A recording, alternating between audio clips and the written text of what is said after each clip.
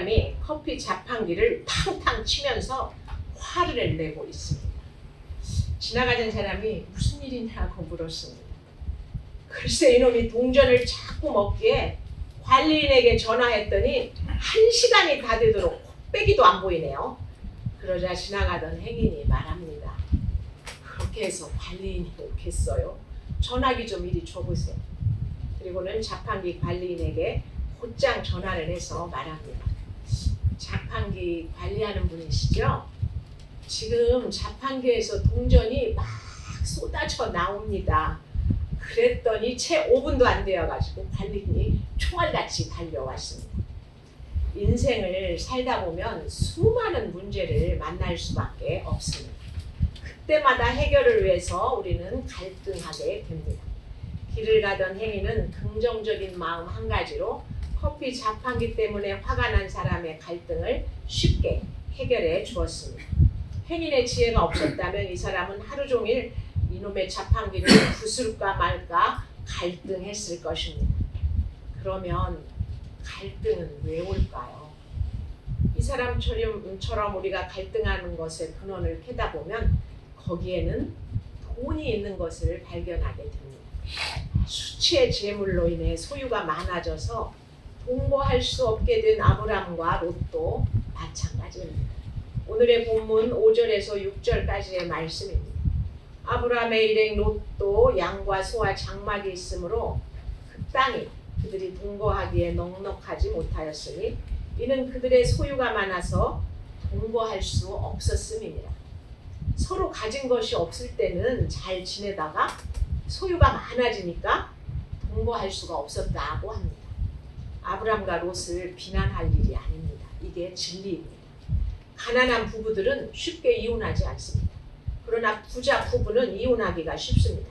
이게 누가 번 돈이냐, 이게 누가 모은 돈이냐 하고 다투고 갈등하기 때문입니다. 아브람은 애굽에 갔다가 실수하고 돌아와서 예배드리는 인생이 되었는데 조카 롯은 애굽 문화에 동화되어서 세속적인 가치관만 가지고 돌아왔습니다. 악하고 음란한 가치관에 혼을 빼앗기고 눈을 더럽히고 왔습니다. 5절에서 아브람의 일행 롯이라고 말했지만 결국 아브람과 롯은 헤어지게 됩니다. 아브람은 애굽으로 갔다가 목숨까지 잃을 뻔했기에 뒤늦게 예배가 회복됐지만 조카 롯은 전혀 그렇지 않았습니다. 고난이 하나도 없었기 때문입니다. 거기다 음란하고 방탕한 가치관을 배우고 재물까지 생기니까 내가 굳이 고난 많은 아브람과 같이 고생하며 살 필요가 있나 하는 생각이 점점 올라오는 것입니다. 그러니 아브람과 가치관이 완전히 다른 조카 롯이 갈등할 수밖에 없습니다. 믿음의 눈으로 볼 때 이것은 이미 예견된 일입니다. 7절입니다. 그러므로 아브람의 가축의 목자와 롯의 가축의 목자가 서로 다투고 또 가나안 사람과 브리스 사람도 그 땅에 거주하였는지라. 언뜻 보기에는 목자들이 목초지를 구하기 위해서 다투는 것처럼 보이지만 그 중심에는 돈이 있습니다. 돈 때문에 애정도 우정도 하루아침에 헌신짝처럼 버립니다. 인간의 힘으로는 돈을 다스릴 수가 없습니다. 그래서 하나님은 돈으로 우리의 믿음을 훈련시키십니다. 환경에 장사가 없다고 이 세상의 무너짐이 다 돈 때문입니다. 그 땅에 가나안 사람과 브리스 사람이 거주했다고 합니다. 예수 믿는 사람들이 갈등하고 싸우는 모습을 안 믿는 사람들이 두 눈을 부릅뜨고 지켜보고 있는 것입니다. 그래서 믿음이 조롱받지 않기 위해서는 돈 문제는 하루속히 해결해야 합니다. 적어도 믿음이 있다면 하루빨리 남의 돈을 갚아버리든지 감옥에 가든지 결단해야 하는 것입니다. 세상이 불꽃 같은 눈으로 나를 지켜보기 때문입니다. 돈은 갈등을 가져옵니다. 돈이 없으면 서로 싸우고 갈등할 일이 별로 없습니다. 돈이 없으니까 가족끼리 서로 의지하고 그래서 화목합니다. 돈이 많으면 잘 나눴을 것 같지만 천만의 말씀입니다. 서로 더 챙겨 가지려고 보니까 갈등이 생깁니다. 그래서 돈이 없는 것이 때로는 축복입니다. 갈 길이 막히는 것이 때로는 축복입니다. 돈이 없으니 예수님 의지하고 갈 길이 보이지 않으니 하나님을 의지하게 되니까 축복이라는 것입니다. 갈등이 왔을 때 우리는 믿음의 선택을 해야만 합니다. 8절과 9절 말씀입니다. 아브라함이 롯에게 이르되 우리는 한 친족이라 나나 너나 네 목자나 내 목자나 서로 다투게 하지 말자. 네 앞에 온 땅이 있지 아니하냐? 나를 떠나가라. 네가 좌하면 나는 우하고 네가 우하면 나는 좌하리라. 롯의 목자와 아브라함의 목자가 다투고 갈등이 생기자 아브라함은 어떤 방법을 생각해냈습니까? 아브라함은 우리가 한 고죽이다를 먼저 이야기하고 그 다음에 네가 선택해라고 기회를 줍니다. 자신은 손해보기로 작정을 하고 우선권을 상대방에게 준 것입니다. 이것이 주도적인 해결 방식입니다. 어떤 문제를 만나도 먼저 나의 연약과 부족을 봐야 합니다. 이것이 주도적인 인생을 사는 비결입니다. 하나님께서 지금 수치의 재물을 쌓은 아브라함에게 그 재물을 처리할 기회를 주셨는데 아브라함은 자기가 손해볼 작정을 하고 주도적인 해결 방법을 택한 것입니다. 이렇듯 내가 손해볼 작정하면 풀리지 않을 문제가 없습니다. 갈등 상황에 처했을 때 대처하는 방식은 주도적인 방식과 대응적 방식 두 가지가 있습니다. 부모의 경우에 아기가 공부를 못할 때 우리 애는 왜 이렇게 공부를 못하지? 이것은 대응적 방법이고 내가 어떻게 하면 우리 애가 공부에 집중할 수가 있게 될까? 이것은 주도적인 방법입니다. 내가 어떻게 하면 이 상황을 개선할 수 있을까 하고 주도적으로 접근하면 갈등 상황은 대부분 해결의 실마리를 얻게 됩니다. 백보양보했지만 상황이 달라지지는 않더라도 이런 주도적인 방법은 긍정적인 태도를 유지하는 데 큰 도움이 됩니다. 리더는 높은 자리에 있는 사람이 아니라 내가 무엇을 할 수 있을까를 생각하는 사람입니다. 이런 사람이 있으면 공동체가 빛이 납니다. 성경 말씀을 들을 때도 내 귀에 듣기 좋은 말만 가려듣는다면 말씀을 제대로 깨우칠 수가 없습니다. 영원히 기복신앙에만 머물게 되는 것입니다. 이런 사람은 예배를 드린다고 하면서도 세상 사람과 별로 다를 바가 없습니다. 교회 역시 말하기 좋은 설교만 한다면 세상과 다를 바가 없는 곳이 됩니다. 이 본문도 앞뒤 잘라내고 본다면 아브라함은 조카 롯에게 모든 것을 양보했다.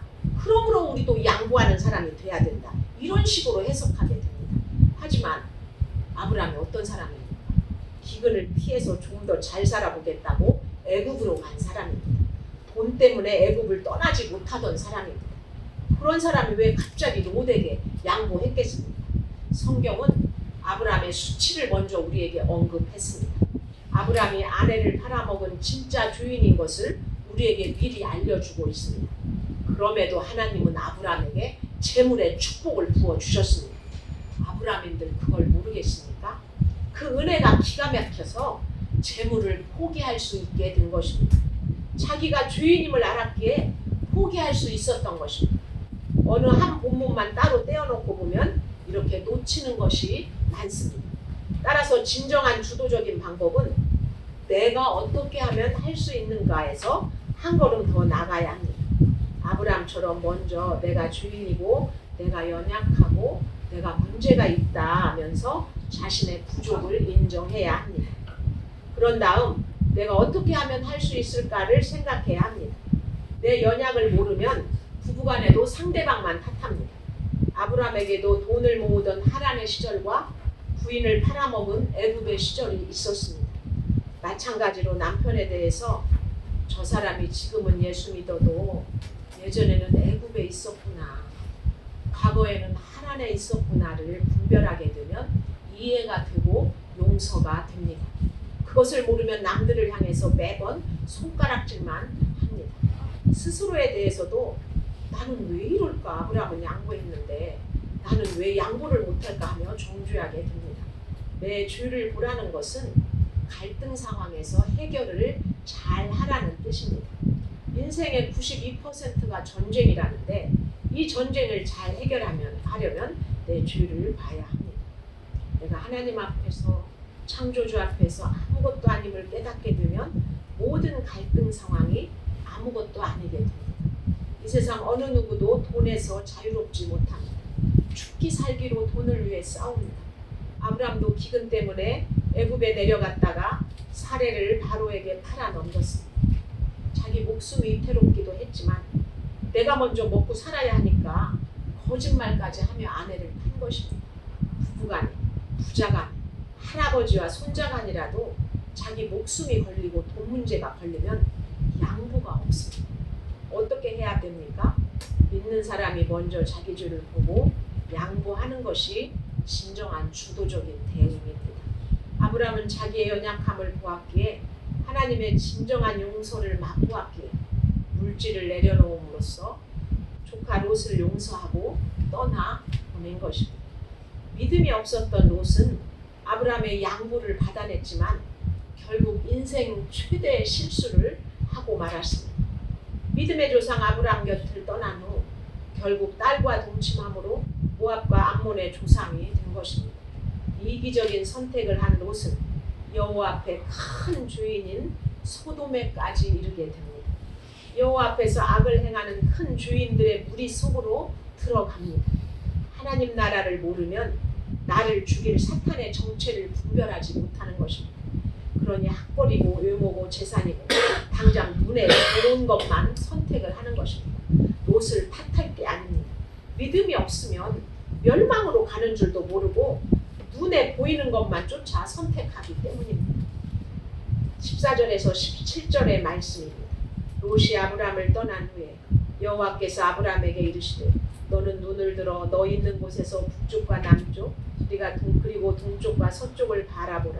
보이는 땅을 내가 너와 내 자손에게 주리니 영원히 이르리라. 내가 네 자손이 땅에 티끌 같게 하리니 사람이 땅에 있을진대 네 자손도 세리라. 너는 일어나 그 땅을 종과 횡으로 두루 다녀보라. 내가 그것을 내게 주리라. 하나님은 갈등을 해결하는 그 한 사람을 축복하십니다. 비록 양보는 했지만 롯에게 좋은 땅을 다 빼앗긴 아브라함은 얼마나 기가 막혔겠습니까? 그러나 하나님은 아브라함에게 새로운 약속을 하십니다. 가나안 땅을 기업으로 주시고 셀 수 없을 정도로 자손을 주시겠다고 하십니다. 3번이나 반복해서 강조하셨습니다. 11절에서 그들이 서로 떠났다고 했지만 14절에 보면 롯이 아브라함을 떠났다고 말합니다. 아브라함은 떠난 것이 아닙니다. 하나님도 아브라함을 떠나시지 않았습니다. 그의 곁에 계시다가 아브라함에게 이르시되 하고 말씀하시는 것입니다. 하나님은 롯에게 찾아가서 이르시되 하고 말씀하시지 않습니다. 하나님이 하나님의 말씀이 들리는 구조 속에 있었던 아브라함에게만 말씀하십니다. 하나님과 아브라함이 친밀한 관계가 됐다는 뜻입니다. 롯이 소할 땅을 바라볼 때 아브라함은 아무것도 바라보지 않았습니다. 그런 아브라함에게 롯이 떠난 후 하나님께서 찾아오셔서 바라보라고 말씀하십니다. 롯은 자기 스스로 눈을 들어 소알까지 온 땅에 물이 넉넉한 것을 바라보았습니다. 자기가 가지고 싶은 것만 바라보았습니다. 롯은 자기 스스로 바라보고 스스로 모든 것을 결정했습니다. 아담과 하와도 선악과를 간절히 바라봐서 원죄의 형벌을 받았습니다. 우리도 눈에 보이는 것이 너무 좋고 너무 바라는 것이 많아서 문제입니다.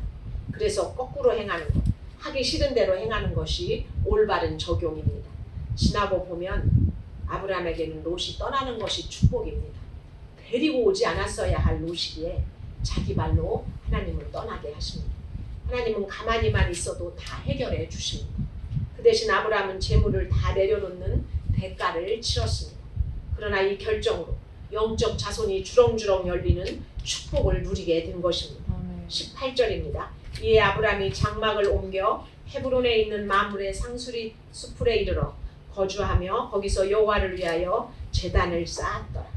아브라함이 장막을 옮겼다라고 합니다. 의식적으로 유혹의 장소에서 계속 멀리 간 것입니다. 점점 깊은 단계의 예배로 나아가고 있고 믿음이 계속 꽃피고 있다는 뜻입니다. 헤브론은 친교와 동맹이라는 뜻입니다. 아무것 없어도 아브라함은 하나님과 친했고 하나님과 친하면 광야에 있어도 지체와 친구가 생기는 것입니다. 미국 샌디에고 외곽에 살던 37살 윤동윤 씨 집에 미군 전투기가 떨어졌습니다. 윤 씨가 출근한 사이에 벌어진 일이었습니다. 집에 있던 아내와 장모, 딸 둘이 그 자리에서 즉사했습니다. 어렵게 살다 미국으로 이민 가서 겨우 샌디에고 외곽에 집을 마련한 것인데 더구나 예수를 믿은 지 얼마 안 된 시기에 도무지 감당하기 힘든 일이 그에게 벌어진 것입니다. 사랑하는 가족을 한꺼번에 빼앗아간 전투기 조종사가 얼마나 원망스러웠겠습니까? 한순간에 삶을 송두리째 빼앗아갔으니 이런 원수가 어디에 있겠습니까? 그런데 이분이 인터뷰에서 이렇게 말했습니다. 조종사가 고통당하지 않도록 기도해 주십시오. 그는 최선을 다한 사람입니다. 저는 조종사를 원망하지 않고 그를 용서합니다. 이 얼마나 놀랐습니까? 미국의 언론이 그의 대담한 용서를 대서특필했습니다. 수많은 사람이 감동을 받았습니다. 사고가 난 그 이튿날에도 한 매체와 인터뷰를 하면서 폐허가 된 자기 집을 둘러보고는 조종사가 고통당하지 않도록 기도해달라. 그는 미국의 보물이다. 나는 그를 탓하지 않으며 그에 대해 분한 감정이 하나도 없다. 그는 사고를 막기 위해 최선을 다한 사람이라고 말했습니다. 목격자들에 따르면 그 조종사는 추락하기 직전에 탈출했다고 합니다. 저 같으면 너 하나 살자고 우리 가족을 다 죽였냐며 멱살이라도 잡을 것 같습니다. 그런데도 그는 계속해서 조종사를 위해 기도해 달라고 했습니다. 온 집이 폐허가 되고 온 가족이 죽었는데도 이런 말을 하니 감동을 받은 사람들이 곳곳에서 후원금을 보냈습니다. 그런데 이분이 또 한 번 놀라운 말을 했습니다. 많은 분들이 정성껏 보내주신 후원금은 나를 위해 쓰라고 주신 게 아닌 것 같다. 그래서 아내가 고운 마음으로 생전에 매달 기부해오던 어린이재단과 기독교 단체에 보내서 그 뜻을 이어가고 싶다. 아직도 문득 슬픔이 솟구치면 참기가 힘들지만 마음을 굳게 다지기 위해 애쓰고 있다. 윤 씨는 재물까지 내려놓음으로 전 세계에 하나님의 마음을 전했습니다. 그런 엄청난 일을 당했으니 얼마나 괴롭고 힘들겠습니까? 그럼에도 그는 신실하게 믿는 사람의 모습을 전 세계에 보여주었습니다. 이와는 전혀 다른 사례도 있습니다. 어느 할머니가 미국에 사는 딸내를 방문했다가 딸과 6살 난 손녀를 태우고 운전하다 사고로 손녀는 죽고 딸은 얼굴이 함몰되었습니다. 그런데 한국에 있던 사위가 장모를 살인자라고 욕하면서 이혼을 요구했습니다. 장모가 일부러 그랬겠습니까? 그러나 최고의 학부와 직업을 가지고도 이 땅의 가치관으로는 갈등 상황을 극복할 수가 없습니다. 믿음의 가치관이 아니고는 어떤 갈등도 극복할 수 없는 것입니다. 갈등 상황을 해결하는 길은 믿는 사람이 손해보는 수밖에 없습니다. 믿음의 선택은 손해를 보는 것 같아도 하나님은 갈등을 해결하는 그 사람을 반드시 축복하십니다. 내가 취한 것을 내려놓기 싫어서 갈등이 옵니다. 우리는 갈등이 왔을 때 믿음의 선택을 해야 합니다. 이기적인 선택은 파멸을 부르기 때문입니다. 하나님은 갈등을 해결하는 그 한 사람을 축복하십니다. 세상적인 가치관으로 헛된 것만 구하지 않고 주께서 보여주신 것만 바라보며 살게 되기를 축원드립니다.